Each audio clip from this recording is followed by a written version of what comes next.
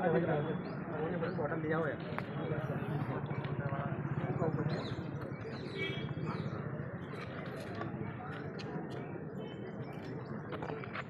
જે ઘોગંબા ખાતે હાલ આદિવાસી સમાજ ભેગો થયો છે અને કેટલીક માંગણીઓ છે પોલીસ સ્ટેશન ખાતે, તો શું માંગણીઓ છે અને શું થયું છે?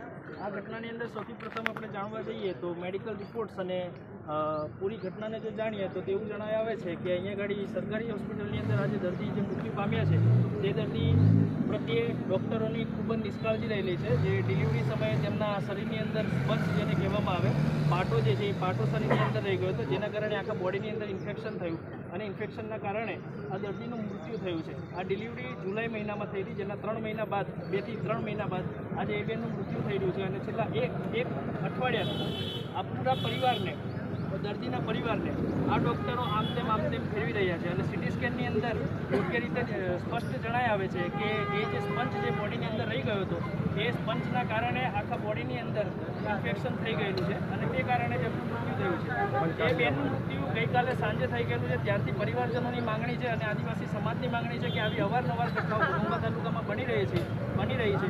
સરકારી હોસ્પિટલની અંદર આવી બેદરકારીપૂર્વકની ઘટનાઓ અવારનવાર બનતી રહે છે, જેના કારણે ઘણા બધા આદિવાસી ગરીબ લોકો મૃત્યુ પામેલા છે અને રોજ આવી રીતની ઘટનાઓ બની રહી છે.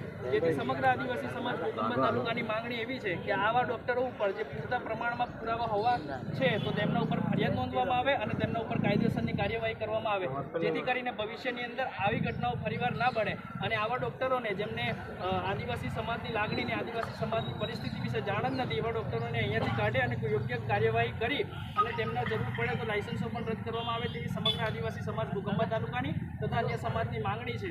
તથા આજે સવારે 4:30 વાગ્યાથી અમે અહીંયા ગાડી અમારું જે ઘોગંબા તાલુકાની અંદર અમારું જે સામાજિક સંગઠન છે આદિવાસી યુવા સમિતિ, તે સંગઠન અને આદિવાસી સમાજના લોકો સમગ્ર ભેગા થઈને આજે 4:30 વાગ્યાથી રાજગઢ પોલીસ સ્ટેશનની અંદર તે ફરિયાદી જે બેન મૃત્યુ પામ્યા છે તેમના ભાઈ છે જે ફરિયાદી તરીકે અહીંયા ફરિયાદ નોંધાવવા માટે આવ્યા છે. જ્યારે એમની સાથે અમે 4:30 વાગ્યાથી સવારના અહીંયા ઉપસ્થિત છે, પણ છતાં પણ અમારી ફરિયાદ લેવામાં આવતી નથી અને પોલીસવાળા અમને ગોળ જવાબો આપી રહ્યા છે. અને હાલ છેલ્લી તમને અત્યારે વાત કરી રહ્યો છું તેની થોડીક મિનિટો અગાઉ ડીવાયએસપી સાહેબ હાલોલના આવ્યા અને પોતાના જે અરજીના જે એફઆઈઆર માટે અમે જે કાગળો આપ્યા હતા તે કાગળો પોતાના ચેમ્બરની અંદર જોરથી ઉછાળીને ફેંકી દે છે અને આ શું છે તેમ કહે છે. આ એક સ્પષ્ટ અને બેદરકારીપૂર્વક એક અધિકારીનું વલણ છે તે સ્પષ્ટ જણાય આવે છે. આના પરથી અમને એમ થાય છે કે શું અમારા આદિવાસી સમાજને આ લોકો કીડી મકોડા ગણે છે?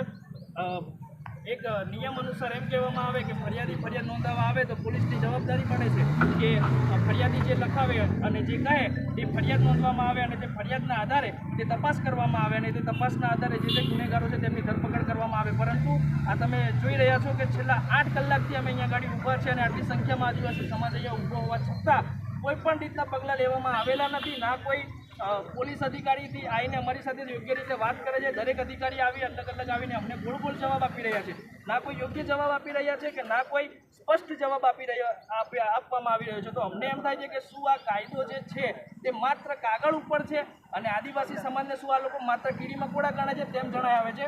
અમારી સમગ્ર ઘોગંબા તાલુકાના આદિવાસીઓની રાજ્ય સરકારને અને કેન્દ્ર સરકારને માંગ છે કે આવા અધિકારીઓ પર સ્પષ્ટ રીતના કાયદેસરના પગલાં ભરવામાં આવે અથવા તો પછી અમે યોગ્ય રીતે અમારા બિરસા મુંડા જે અમારા આદર્શ રહેલા છે તેમના માર્ગે અમે આંદોલન કરીશું.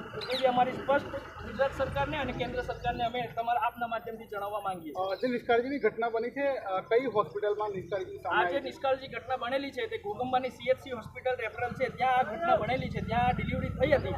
તે ડિલિવરી સમયે જે સ્પંજ છે, જે પાટા છે, જે પાટા અંદર શરીરની અંદર રહી ગયેલા હતા, જેના કારણે આખા શરીરની અંદર ઇન્ફેક્શન થયેલું છે અને એ ઇન્ફેક્શનના કારણે આ દર્દીનું મૃત્યુ થયેલું છે. અને તેના સમગ્ર પુરાવા હોવા છતાં પણ અમારી ફરિયાદ લેવામાં નથી આવી રહી. આપનું નામ? મારું નામ વિજય રાઠવા છે.